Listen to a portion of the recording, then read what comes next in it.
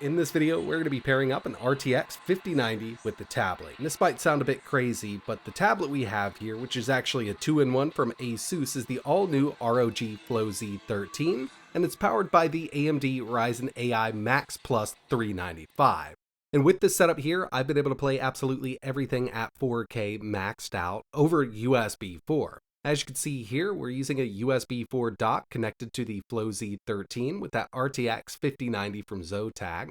And at first, I wasn't sure what to expect when it comes to performance because after all, we are limiting that 5090 over USB 4, but this thing has been absolutely amazing. I'm using the Zotac Gaming GeForce RTX Amp Extreme Infinity Edition here. Personally, love the color scheme they've got going on, and when it comes to the dock, I've actually got an AUStar dock that I've upgraded to a 650 watt power supply, and we can draw 600 watts from it with this card here. And again, we're going to be pairing this up with the ASUS ROG FLOW Z13. And by itself, this thing performs great. It's got the most powerful iGPU on the market, the Radeon 8060S. I've done several videos. If you're interested in checking those out, I'll leave links in the description. But we're about to take it to the next level with the RTX 5090 connected over USB 4. Okay, before we get into testing here, there were a few things that I wanted to show you.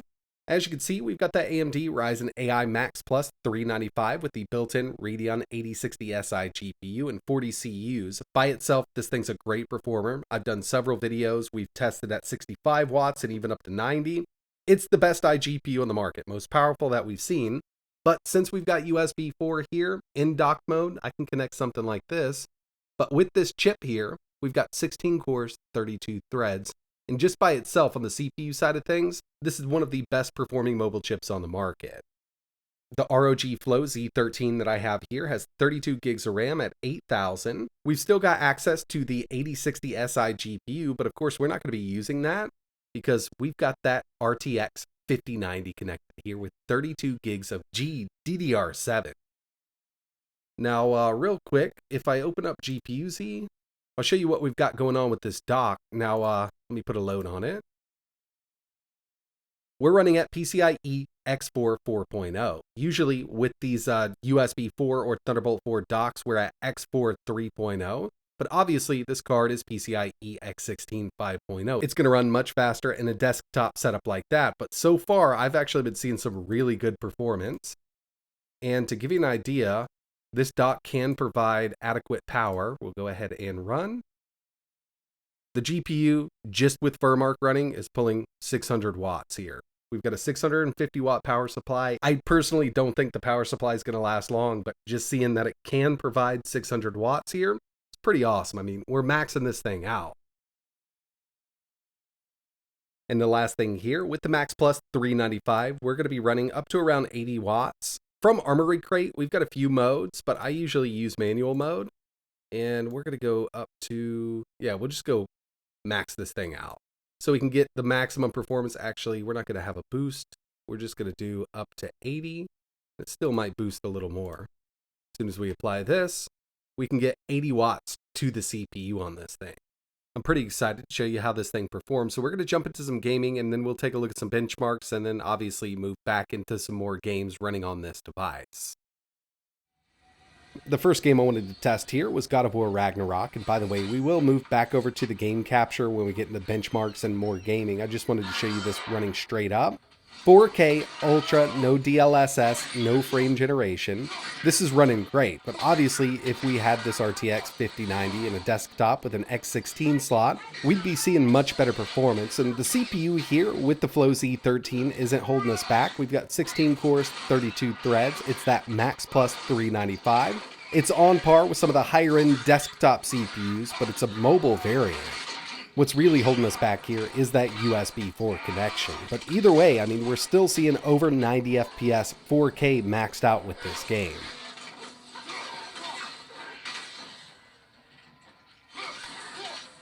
Checking out some 3D Mark benchmarks. Steel Nomad with the 5090 connected, we got a total score of 13,744, FPS of 137.44. Just to give you an idea of the performance uplift, on the Radeon 8060 Si GPU, we got a total score of 2,150. and an FPS of 21.5, which for an iGPU is a really great score, but we're working with a 5090 here.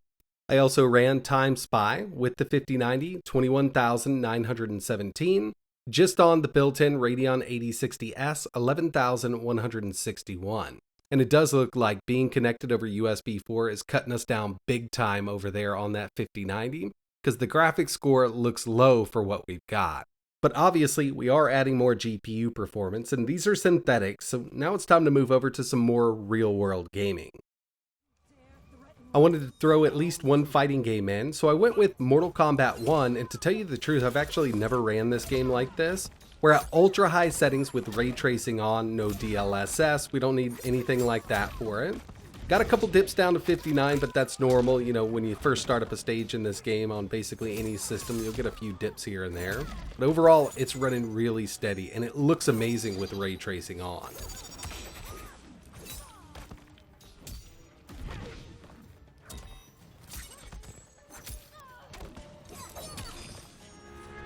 Forza Horizon 5, Extreme Plus, ray tracing on, and by Extreme Plus, I mean, when you go to extreme settings here, there are more that you can actually turn up to Ultra, so the Extreme preset here really isn't maxed out until you go in and set them manually.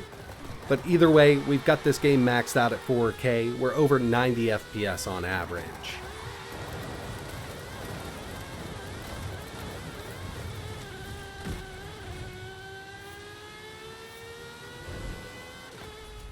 Doom Eternal, I know it's an older one, but I still love testing it. Ultra Nightmare, ray tracing on. No resolution scale, we're at a true 4K here with everything up as high as it can go. I knew going into this that we'd see some great performance.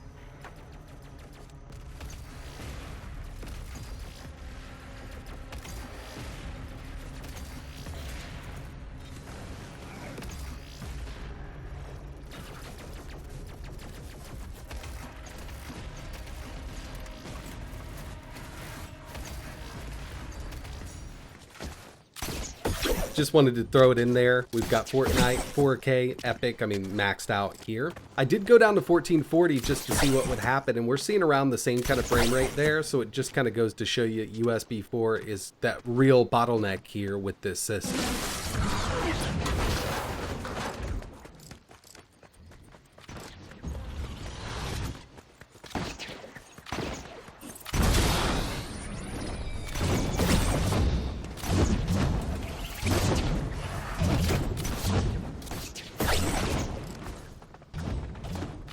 And finally, we've got Cyberpunk 2077, 4K, ray tracing overdrive, and with this preset, DLSS is set to auto automatically. We're going to leave it right there because I know we are limited a bit here by the connection we've got.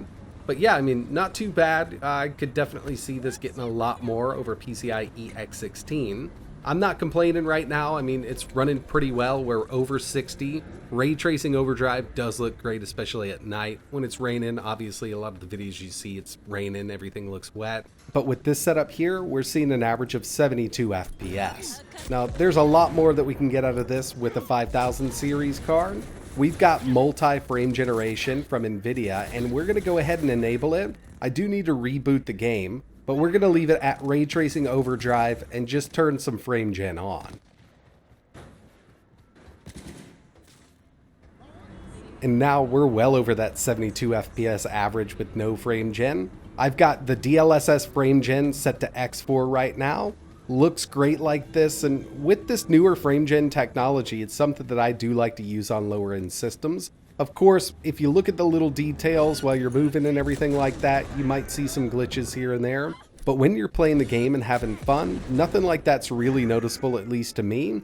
I don't mind using frame gen, even on a higher end system like this, especially given that, you know, it helps out this much over USB 4.